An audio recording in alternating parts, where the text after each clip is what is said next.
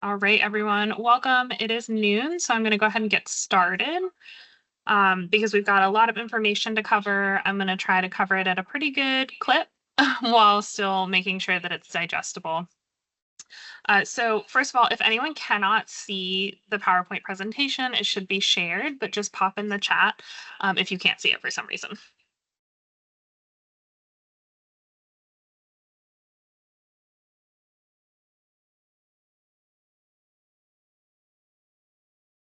Oops. So this is webinar style. So please make sure you're putting all questions, any technical issues, comments, concerns, all that good stuff in the chat. We have disabled microphones and cameras for this just because there are over 200 people registered, so and already over 100 people in the call.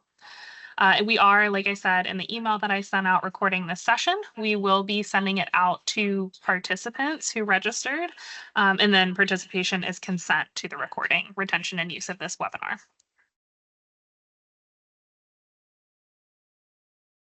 All right, so we have quite a bit we're going to go over today. So we are going to go through a grant overview, the grant guidance documents, all the award tracks, funding priorities, how to apply, and then the reporting and reimbursement process if you are awarded the grant, and then all additional information like tips and tricks that we have gathered over time. So first of all, the two big grant guidance documents that you should be aware of and use as your guide while you are applying for this grant are the program manual and the application instructions. Both of them are available on the EE Grants website, on the larger DEP website. The grants program manual I am going to be referencing heavily during our program today, our webinar today, and then the application instructions I'll also be referencing a little bit later. The PowerPoint is going to be sent out to all registrants. I'll be emailing it to the email that you registered with following the training, yes. So, grant overview. So we're going to talk about timeline, location, audience, eligibility, formal versus non-formal, and then any changes we've made. And then we are going to break down each of these components as we go through. First of all, this grant timeline. So the grant opened on August 18th. You have until November 14th to get applications submitted, and that is a hard deadline. 11:59 p.m. on November 14th, the applications close. We do not review any applications after that time. I highly recommend aiming for a day or two before the 14th to have your application finished, just in case you do run into any technical issues or realize you forgot a component or anything like that. Give yourself time to work. That following spring is when we will be announcing the projects they're going to be awarded. So you'll be receiving an email if you are awarded saying, congratulations, here's the amount you've been awarded. We'll be spending the winter in between the submission date and that announcement date, reviewing and scoring applications. July 1st is the project start date. It's July 1st through June 30th. That is the time when all project activities need to be completed. And then no later than January 15th of 2027, you need to have your midterm report filed. So July 1st through June 30th, midpoint is January 15th, and then all final reports are due no later than July 15th. That is the absolute latest they should be coming in. They can be submitted before that time and are required to be submitted before that time if your programming ends before June 30th, which we'll get into a little bit more later. Unfortunately, there is no flexibility in that submission timeline. The only time there is going to be maybe a slight deviation from this is if there are unexpected circumstances on our end. So, for example, we had a complete regeneration of our EE team that put us a little bit behind this year, but we are going to stick as closely to this as possible. Some other benchmarks just to make sure that you're aware of is for every project, you need to have assessment tools in place to assess how well you are meeting your project objectives and deliverables. And those are going to be due 4 to 6 weeks before engaging your audience. So that's going to be a different timeline for everyone. Project location and audience. So all projects are in the state of Pennsylvania. It's Pennsylvania DEP. They have to engage Pennsylvania audiences, whether that is residents or visitors. Potential audiences are like kind of in range from anyone who might be interested in participating in one of your programs. There isn't like a restriction on your audience as long as they're in Pennsylvania. So that can be youth, municipal officials, businesses, homeowners, all the good stuff. Priority is given to audiences who are living, working, recreating, and/or attending school in an environmental justice or otherwise underserved community. So just because your community does not like specifically like meet the environmental justice qualifications doesn't mean it's underserved in other ways that can be served by a grant like this. And we will talk about that a little bit more later. But priority is given to those communities where big service gaps are being filled. Grant eligibility, the blue box is eligible. Everyone who is not listed in as an eligible applicant is ineligible. It's like a very clear list with not a lot of wiggle room. However, you can partner with ineligible organizations. So like a municipality is welcome to partner with a nonprofit or a school to be able to like help with the grant. They just can't be the primary applicant. So primary applicants need to be someone from this list of eligible applicants. We do also reserve the right to find any organization ineligible for a grant if they have failed to meet their contractual obligations previously.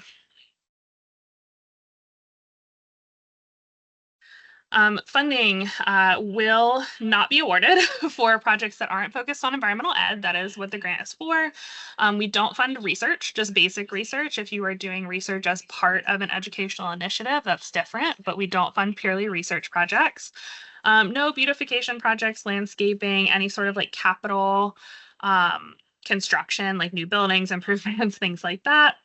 We don't fund fundraising or membership drives, any political advocacy, campaigning, anything like that. We don't fund real estate acquisitions or anything related to that. And then we tend to not fund the establishment of like outdoor spaces. So things like trails, gardens, outdoor learning spaces. However, there are sometimes exceptions made for outdoor learning spaces as long as the outdoor learning space is constructed and then used for programming during the project period. So sometimes there are organizations who will have building an outdoor learning space as an educational activity, and then they perform programs in that outdoor learning space, but that is really specific circumstances and it needs to be very clear. And if you have any questions about that, please contact one of us to discuss that beforehand. So that needs to be included in the scope of work. And then a letter of commitment also does have to be submitted that outlines the long-term maintenance plans and make sure it's not just a space that's going to be built and then left to go. Mindy, can a church be eligible? You might know that answer better than I do. Mindy is double checking whether a church is eligible and we'll hop in here in a minute with that answer. So grants can be either formal or non-formal. So formal projects are ones that are like integrated into classrooms, whether that's pre-K through 12 education or higher education curriculums. And those do have a lot of requirements that they need to follow. So you need to be meeting STEEL standards, which is the new Pennsylvania science curriculum. They need to be in a local context. Make sure they're student driven and make sure any teachers that you're partnering with are on board for that and understand what that means. They need to reflect student participation in one or more hands-on outdoor experiences. So there needs to be a field component. Encourage student-led stewardship or civic action projects. Introduce students to potential related career opportunities. Provide opportunities for teacher collaboration and professional development, specifically within Act 48. And then promote diverse partnerships. So a school can run it, and it can be part of a classroom, but you want to make sure that it is a bigger picture and bringing in a bunch of diverse partners. And then it can encourage technology use as appropriate. Is a stormwater authority an eligible organization? Mindy's also checking out that one to double check. We just don't want to give you guys the wrong information. Student-driven projects mean that students have an authentic voice in what direction the project goes. So that means you're not coming in and saying, you are doing rain barrels because that is what I want to do. It's coming in and making sure that you are given the students an opportunity to understand like maybe why rain barrels are important, and then having them like, okay, we're going to do rain barrels, but they're going to help decide where the best place to implement it is based on what education they have received. They're going to help design the rain barrel, things like that. So student driven means that students do have an authentic voice in the direction that the program takes rather than just coming in and telling them what's happening. Of course. And then non-formal EE projects, so those are ones that are not specifically integrated into a formal classroom, whether that be pre-K through 12 or higher education.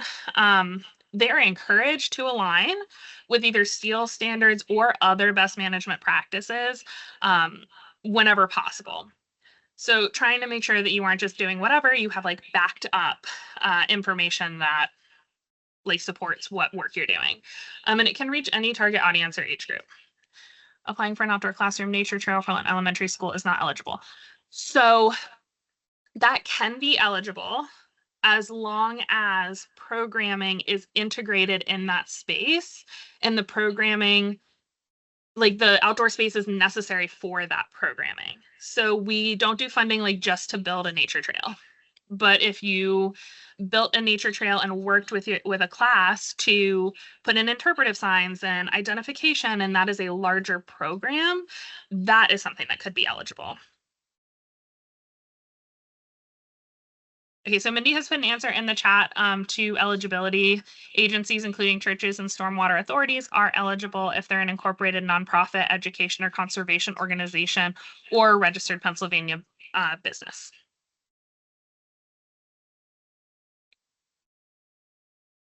I mean, we don't have like a defined limit. So the question is how much programming has to occur before the end of the grant period when installing an outdoor classroom. We don't have like, you need to do 2 hours of programming because you understand like what the realistic timeline is for getting that built and implemented.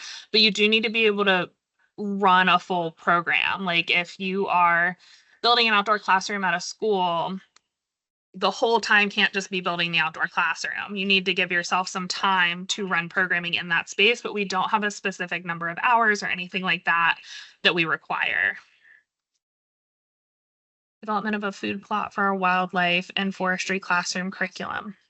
As long as it's integrated into a curriculum and the only thing we're paying for isn't the outdoor space, that seems like it would be eligible to me. Mindy, holler if you disagree.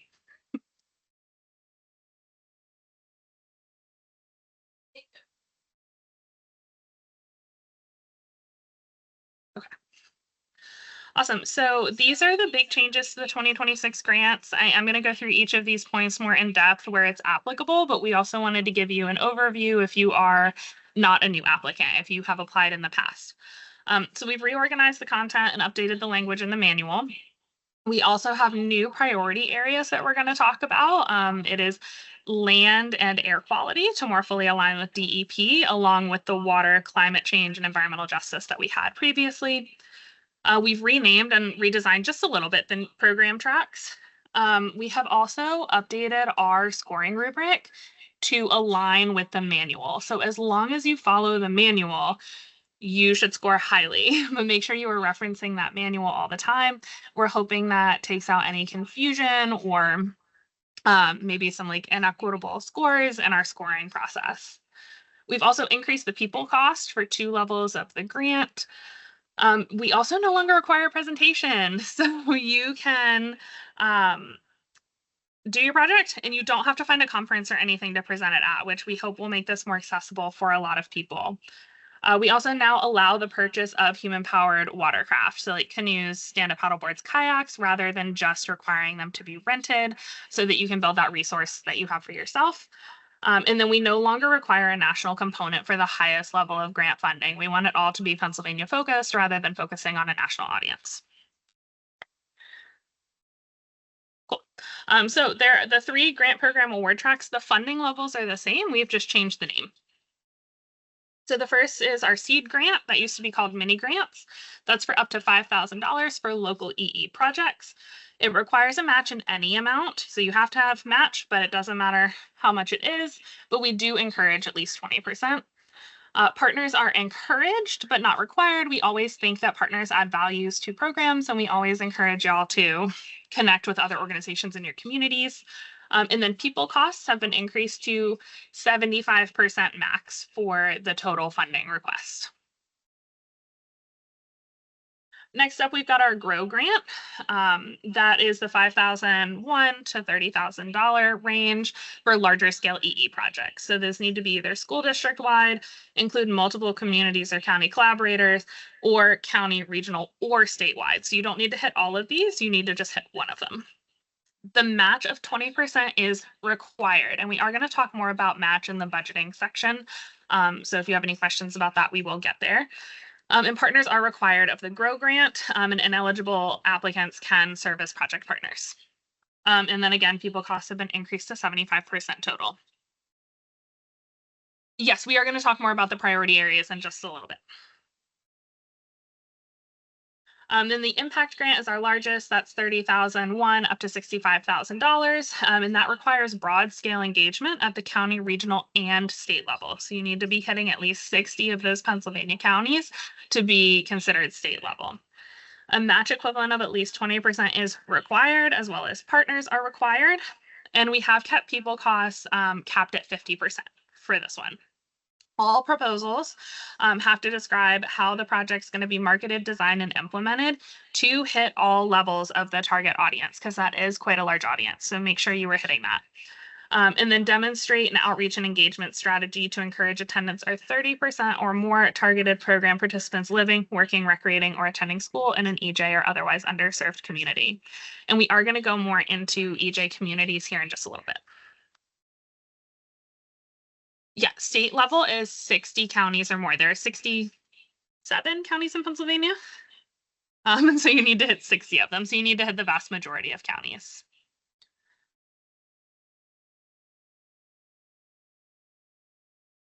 Awesome. So these are our funding priorities. We're going to go just a little bit into these. So we've expanded to include land use and air quality, along with water, climate change, and then an environmental justice audience.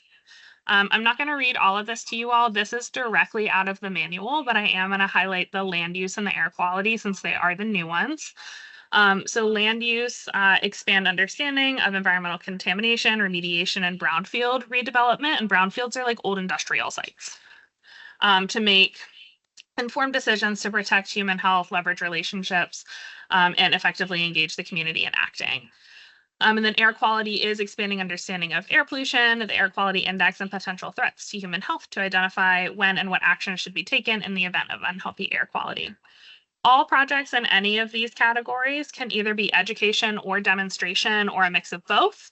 And there are specific examples in the program manual, as well as expanded descriptions for each of these. So if you're curious about where your project might fall, just check out the manual and see if there's an example. And then if you have more questions, just contact us.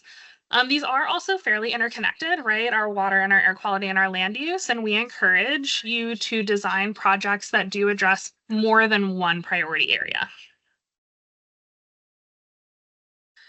And then the environmental justice audience. So these are projects that meaningfully engage people of all demographics who, again, live, work, recreate, and or attend school within our EJ areas or unspecified underserved communities. This gives a little bit of wiggle room where if you are recognizing a programming gap or a service gap in your community, but your community doesn't qualify as an environmental justice area, you can justify that to us and say, we are still really filling a gap in this way. Strong proposals demonstrate an understanding of local needs. We really encourage you to talk to community leaders and community partners to see where those needs lie, include community input, and partner with trusted local organizations and leaders wherever possible. Applicants have to clearly outline your marketing and outreach strategy for this target audience. And we really recommend demonstrating proven success in these marketing and outreach strategies. And then describe how the project will improve environmental literacy, access to environmental information or outdoor learning, and support community resilience or capacity building in underserved areas. So to figure out if it's an EJ area, we have the Penn and Virus Screen tool. And I just wanted to give you guys a quick idea of what this will look like, because it's a tool that maybe not everyone is familiar with. So when you I just Google it, pen and virus screen, and it'll come up. Click on the link, and it takes you to this homepage. So over in the top here, you'll see you can put an address or a latitude, longitude. You can also just put in a zip code, which is what I did. I put in the zip code for Harrisburg, where our office is located. And you'll see that it gives you the dot for where the zip code is, and then this color-coded area around the zip code. If you look over on the left side of the screen, it literally like really clearly says EJ area, yes or no. EJ areas, I believe, are 86 percentile or higher, where it says final score percentile. So when you're hitting those areas, especially in like the 60s and 70th percentile, that's kind of where we're seeing an underserved rather than an environmental justice community. And that's where you can make that justification. So the grant application components, there are 5 major components that we're going to go through. Oh, confused by, does project need to positively?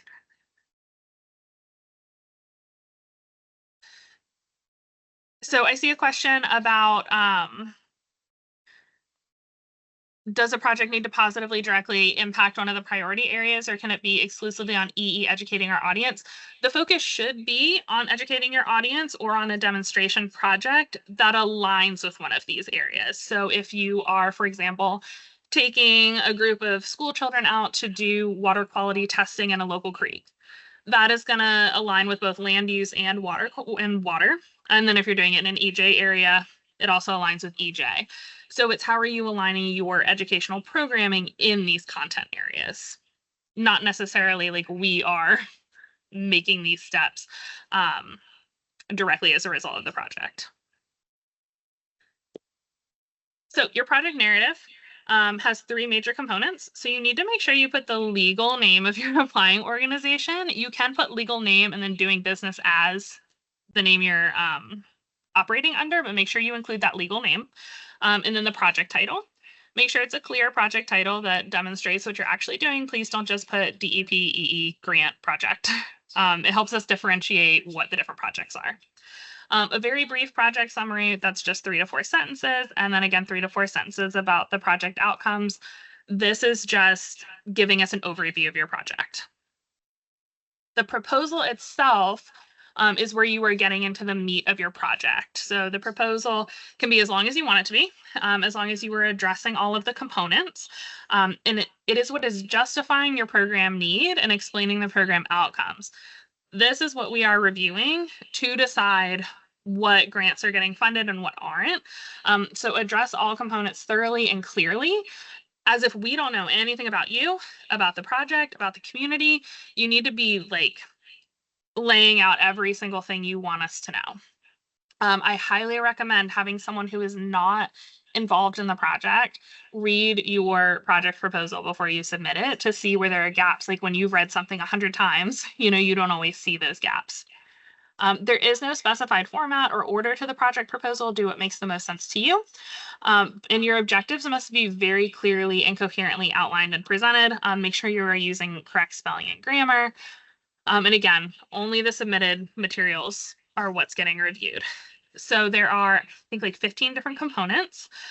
So your project description, partners, contractors, credentials of the organization, and the key team members prove to us that you can successfully do this project. You also need to address your target audience. So the primary audience is going to be who is directly impacted by the project. You want to do a teacher professional development, your teachers are your primary audience. Your secondary audience are the people who are going to be reached indirectly. So for a teacher professional development, can be your students that those teachers teach. Make sure you're addressing, which of the 5 priority areas, again, you can have multiple, are being addressed and how. Any educational content, any benefit to EJ or underserved communities, which grant track, and how are you reaching that required audience, either local, county, statewide, whichever level you're working on. Is your project formal, non-formal, or a combination of both? What is the anticipated audience behavior and or knowledge change? It doesn't have to be both, but we encourage it to be both. Are you using technology and how? What is the long-term sustainability of the project? We want to make sure that you are not gonna like once this grant ends, the project's just gonna die. We want to make sure it is something that like continue on and make a long-term impact. And then any additional details and applicable elements, these are as they apply to your project, but making sure you're addressing them as they apply to your project. So any specific standards, whether they're STEELs, NGSS, industry best management practices, any integration into a local context, participant and student driven projects, like make sure you're really hitting how you are like responding to participant and student interests and needs, how they increase awareness about environmental careers, provide field experiences and opportunities for civic action and stewardship, and then opportunities for any teacher and or partner collaboration and professional development.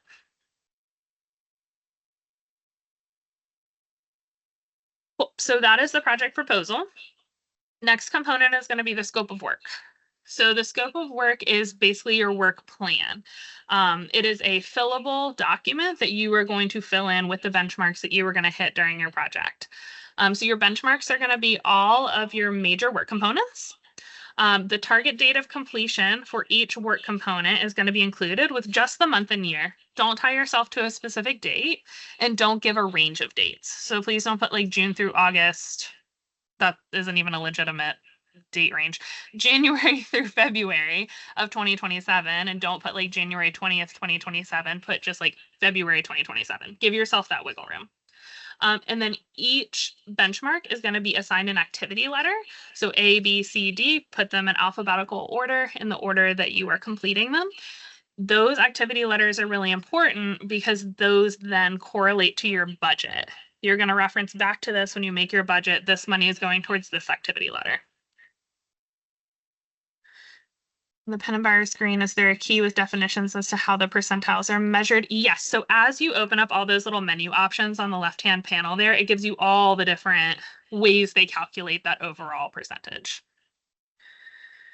So your scope of work, this is what the main part of the scope of work looks like, where you're going to put in your activity letters, your benchmarks, and your target date of completion. Required benchmarks that you need to have in here. Again, those draft assessment tools. So your draft assessment tool, it's just like a draft of a paper, right? You're going to use your assessment tool to measure your outcomes. Your draft assessment tool is a version that you are going to submit to Mindy and I to review and say, yes, this looks good. It looks like you're addressing your benchmarks and your outcomes and all your good stuff. Go ahead and implement this. And that needs to be submitted and approved prior to engaging your audience. So when you put it on your scope of work, make sure you were putting it in a minimum of 4 weeks prior to your program start date. Your midterm progress report, that target date of completion is January 15th, 2027, if you were using the full project time. If you are ending your project before June 30th, it's just the middle point of your project. So use your best judgment for that. But it can be no later than January 15th.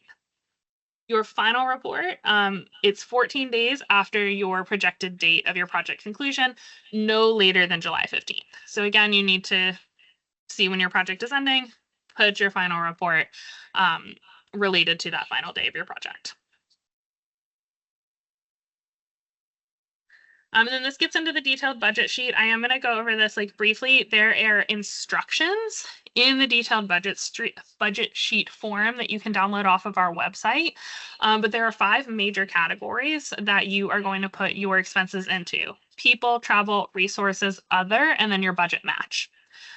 So it is a Excel document with all the tabs at the bottom that show all of these different budget areas.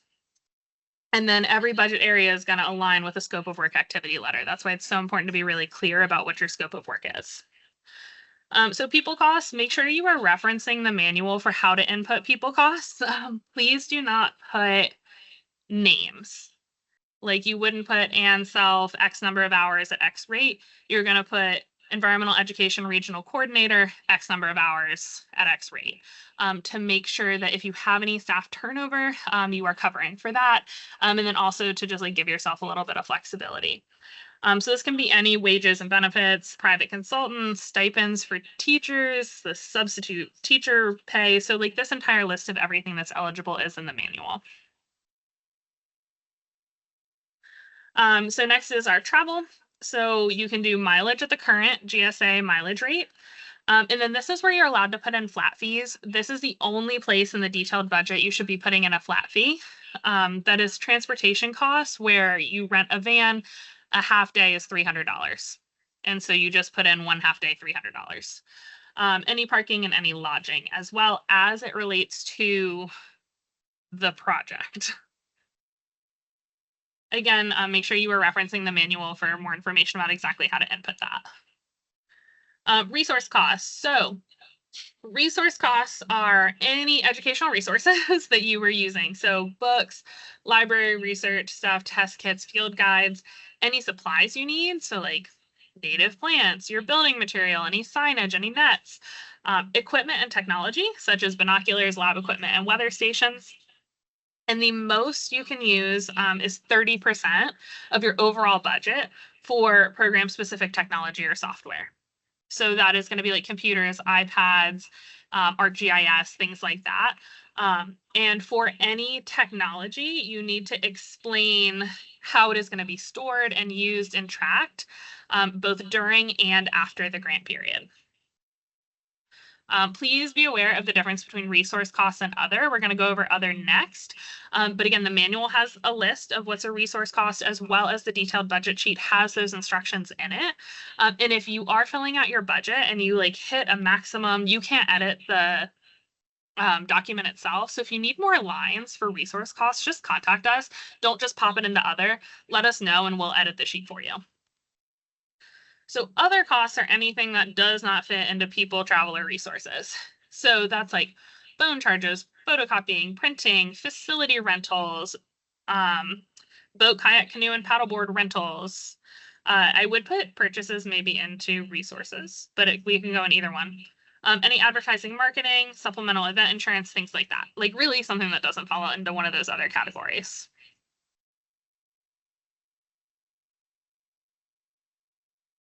Thank you, Mindy, for staying on top of the chat. Ineligible things. This is all in the manual. I'm not going to read every single list on this ineligible expense, but just make sure that you are paying attention to what is and is not eligible when you are filling this out. We cannot fund ineligible expenses. It's not up to us. We cannot pay for anything listed here. However, some of these ineligible expenses can be used for match, which is what we're going to talk about next.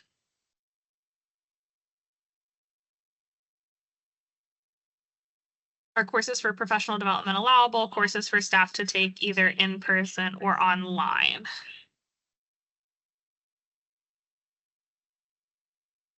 I believe so, but Mindy, let me know if I'm wrong.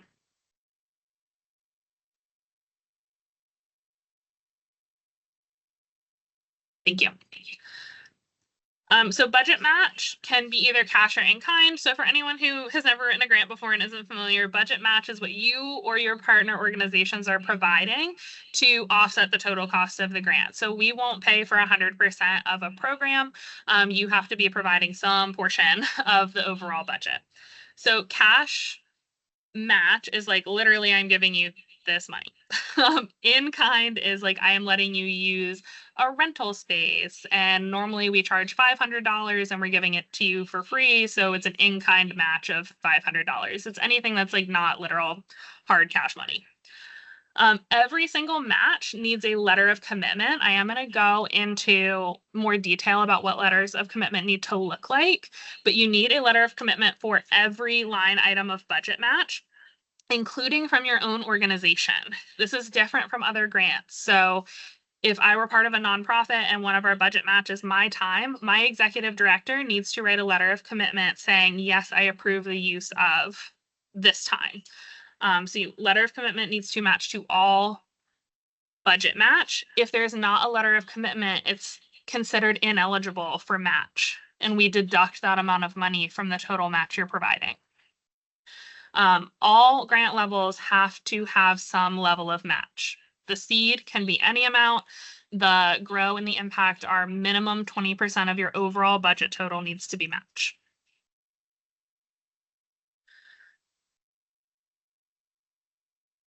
Yes, projects not located in an environmental justice area are eligible. You just need to justify why what you want to do fills a service need in your area. Ineligible expenses that may be used as match, like we said, this is new this year.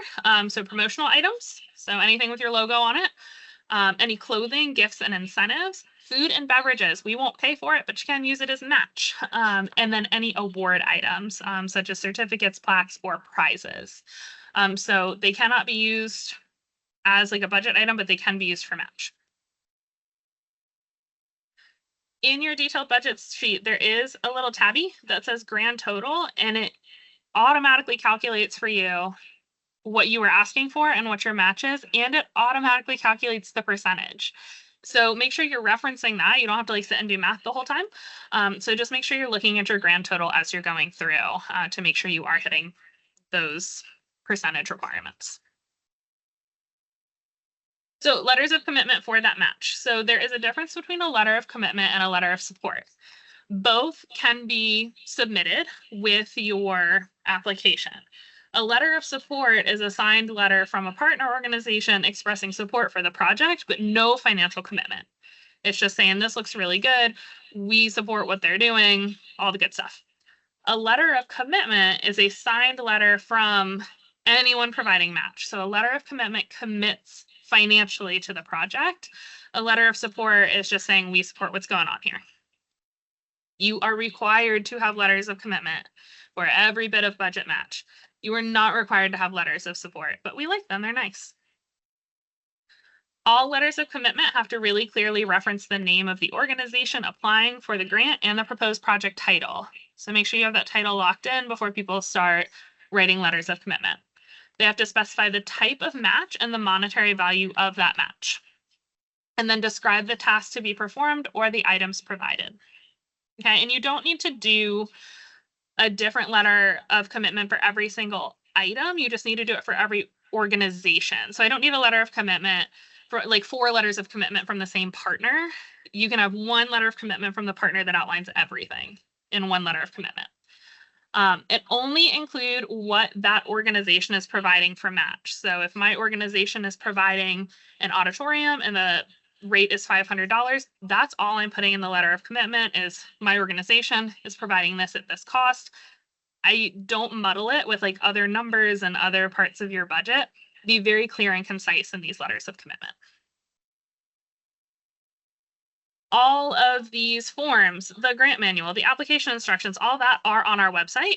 When you go to the DEP EE Grants website, you will see a drop-down menu with 2026 grant information. That is where everything lives. So just make sure you reference that all the time. So this is just a really quick overview of the application process. There is, again, those application instructions on the DEP EE Grants website that has pictures, very clear instructions, everything you need to know. I'm just going to give you the quick overview of like how to actually find our grant and how you can get started with that application. So first, you are going to go to the grants page. It is, if you look at the grant website, this Keystone login, you'll follow that link. That will take you to this login page. If you have applied for a grant before, just go ahead and log in. If you have not, please register for a new username and password. You are going to select create a new application.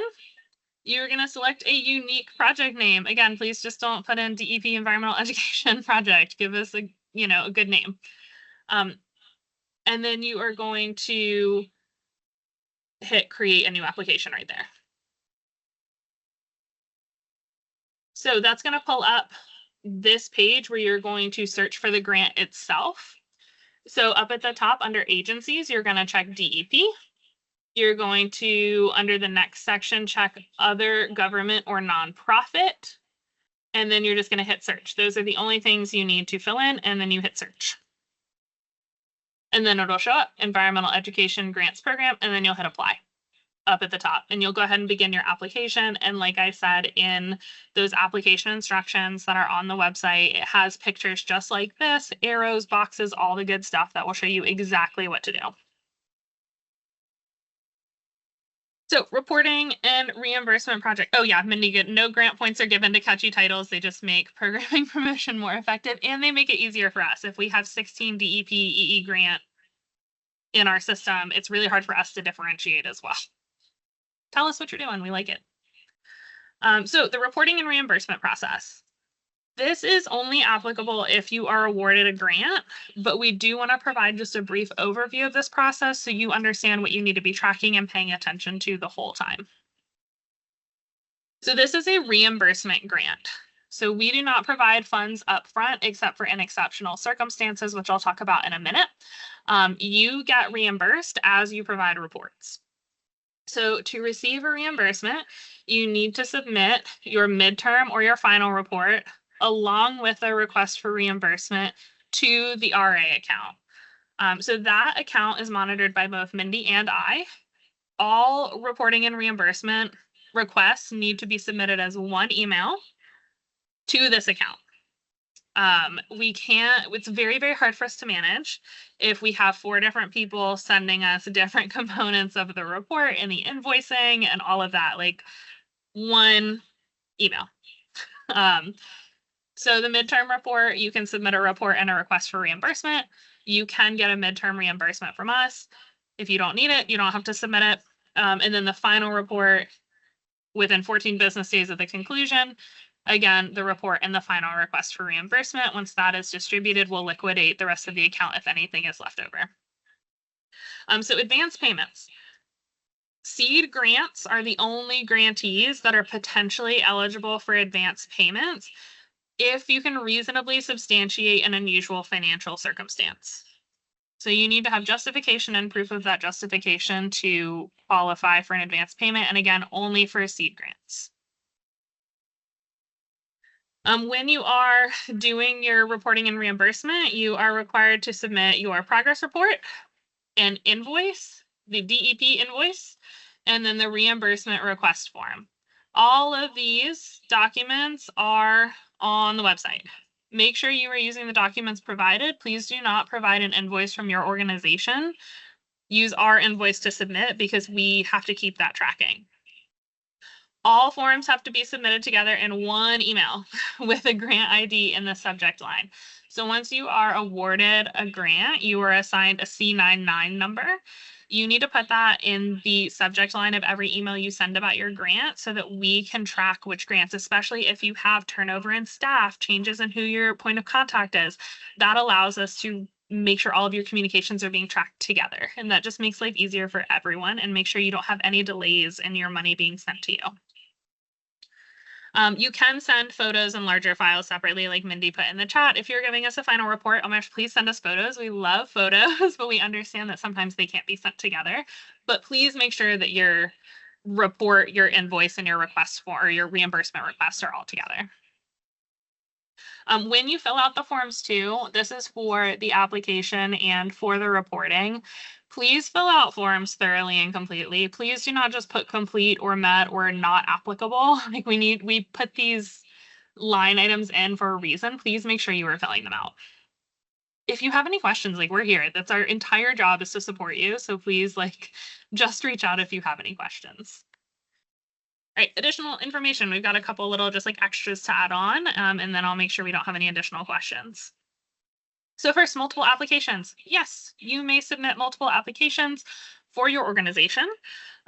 Each application is reviewed independently.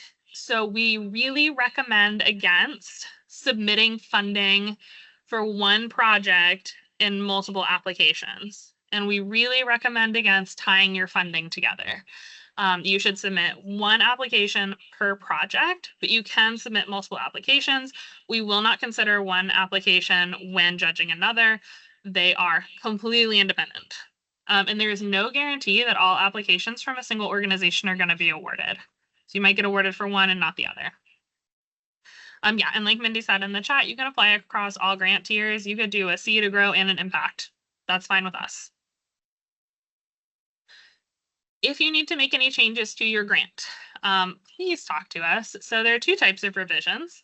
There are project revisions, which is revisions to the project itself, deliverables, outcomes, timeline, all that good stuff. And then there are budget revisions. So project revisions, speak to one of us, email that resource account before making the changes. If we don't know you're making these changes and they just show up in your midterm or your final report, that always really catches us off guard. But we're willing to work with you. So like if changes are made to the program, the outcomes, the audience, without consulting with a staff member in the EEIC, that might be considered a breach of the grant agreement. Some of the changes are really minor and we'll just be like, oh yeah, that's fine, go for it. But if it's a major change, you might no longer be eligible for your funding. So make sure you're talking to us, because if it is a major change, we can then track that and make sure that you are still getting a funding that you were awarded.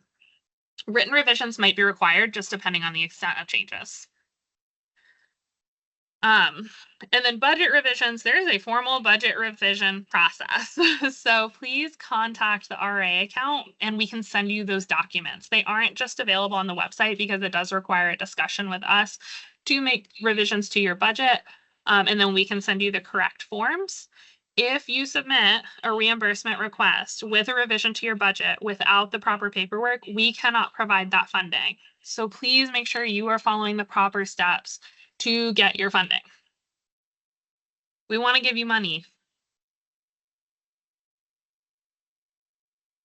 And then communication, I've said this a couple of times. Our emails are available, like we have them out there, but please send your correspondence through the resource account. It is one that both of us are monitoring, and then it also helps us track responses to make sure we're responding in a timely manner. We're not talking over each other, like emailing you the same thing 7 different times. Please use the resource account. Also, please designate 1 or 2 individuals as the points of contact. It becomes very challenging to track grants when we have 4 or 5 people sending us different emails and different information for just one project. So please choose 1 or 2 to be your point of contact. And every time you email us, make sure you are including some identifying information for your grant. So once you apply, you were assigned an application number. If we have not gotten through awards yet, reference that application number in your subject line. And then if you aren't awarded a grant, please continue to use that application number if you have any questions about it.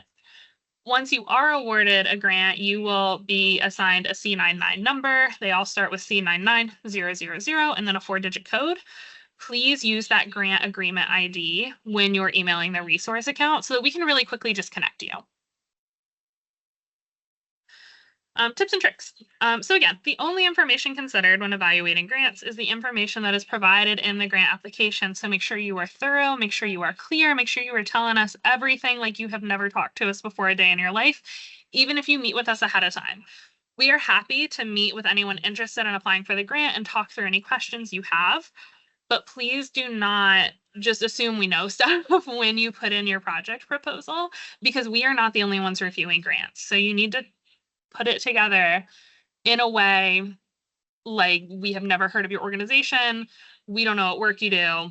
Totally clear, super thorough. And again, I really, really recommend having a third party review your grant before submission, especially once you've been looking at something for a really long time. Like you just kind of lose track of what's in there and what's not. Follow all the instructions precisely and don't omit portions of the forms. Please don't put not applicable. It's applicable. Please fill in everything. And make sure you are aiming to complete your application at least 24 hours prior to the deadline, just in case like you find out, oh my gosh, we're missing a letter of commitment. Oh my gosh, we're having these technical challenges and the whole system is down. Give yourself time for those stress moments so that it's not 11:50 on November 14th and you're scrambling.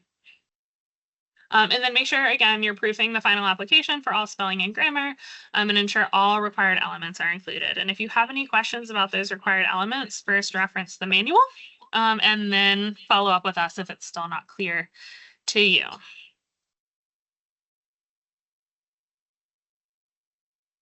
Yes, Penn State Extension is eligible to apply for a seed grant.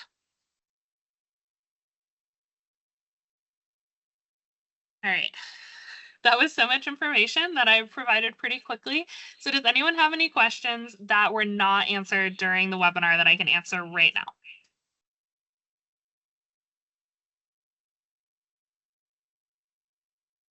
So the average number over the last 5 years of total applications received was between 120 and 140.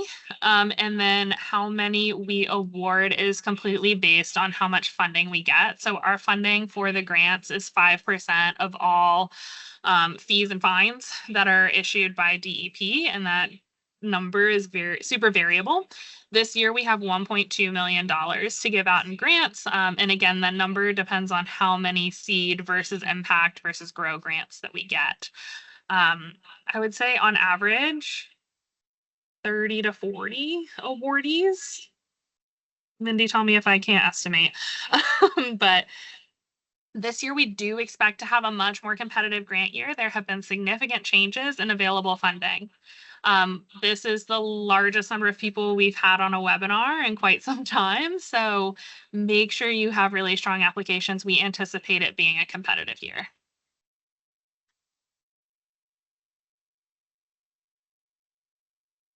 Are in-home childcare programs eligible? You need to be registered as a business in the state of Pennsylvania, or as a nonprofit. So small businesses are absolutely eligible to apply as long as you are a registered business in the state of Pennsylvania.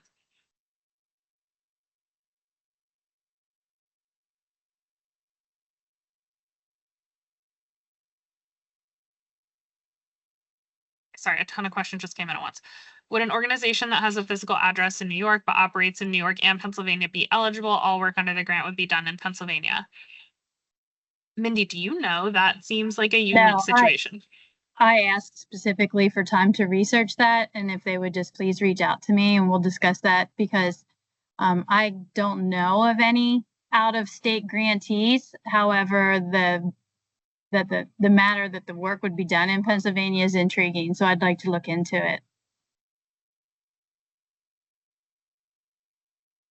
Okay, Erica, I see. Can you go back to the slide showing the types of projects eligible? Yes, I hope no one gets like motion sick. I'm gonna go quick.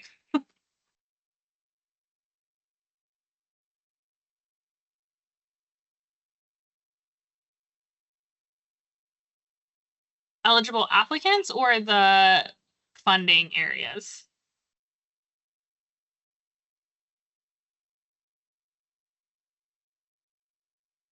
Funding areas. I'm gonna go back the other way now.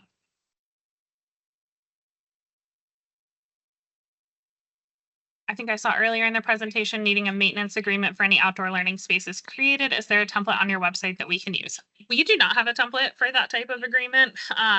It is just, we're looking for a letter from, like, if it's at a school, from the facilities and operations people at the school saying, you know, we agree to take on the maintenance of this for X amount of time, or whoever is going to be doing it.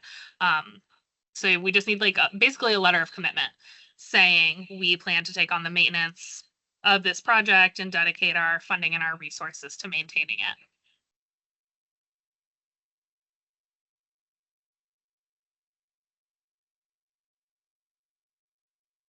Can you elaborate on what is an incorporated private school?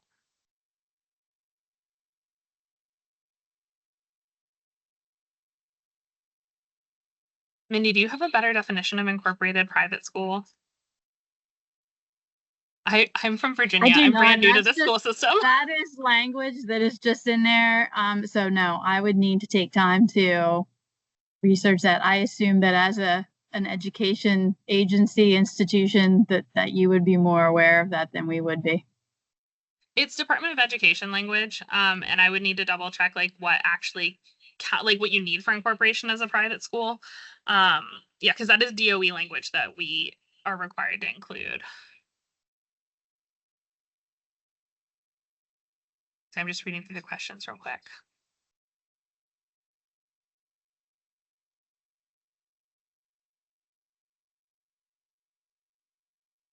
Does each expense reimbursement request require supporting and backup documents, timesheets for personnel, transportation invoices for school busing, etc.?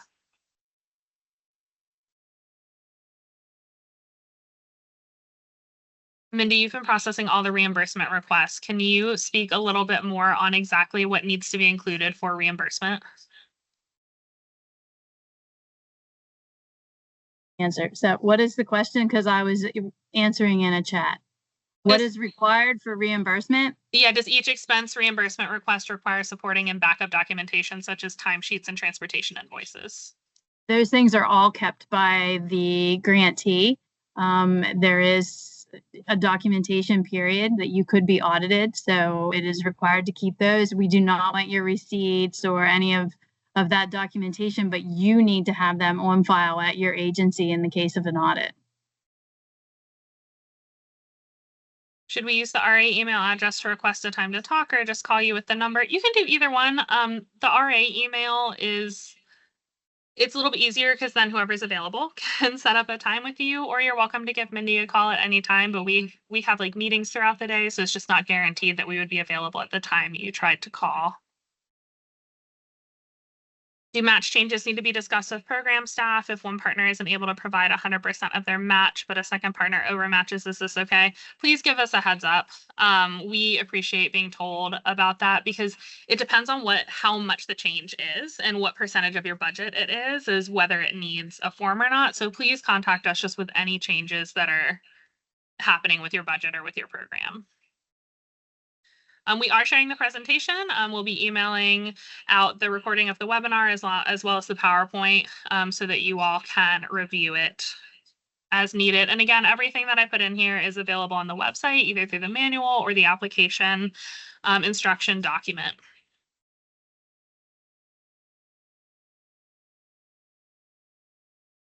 Sorry, I'm reading through some questions.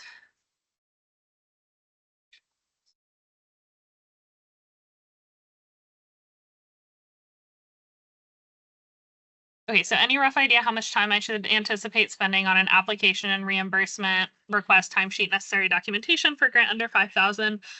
That is hard to predict because it depends on like your workflow and how you tend to work. I really recommend if you are awarded a grant for your reimbursements, your timesheets, like to keep a running folder or an Excel spreadsheet or, however your brain works to make sure you were working as you go instead of getting to a reimbursement period and having to find everything again. So make your life easier, make a grant folder, put everything in there so you're not hunting it down later. And then spending on the application just depends on how thorough your application is, if you need to work with partners, things like that, how quickly you type. So for a grant that's under $5,000, those are smaller grants and generally require less explanation. So I mean, I would dedicate at least 3 or 4 hours to it, not including time you're waiting on, partnership letters, things like that. Oh, yes. I'm gonna like motor through to our contact slides. So you have our contact information on here. We'll keep answering questions, but if people do need to hop off, it is 12:57.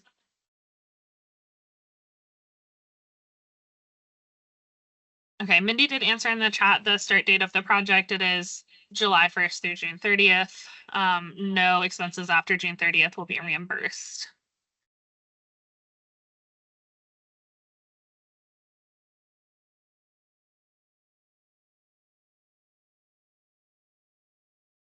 All right, any other questions as we wrap up our last couple minutes?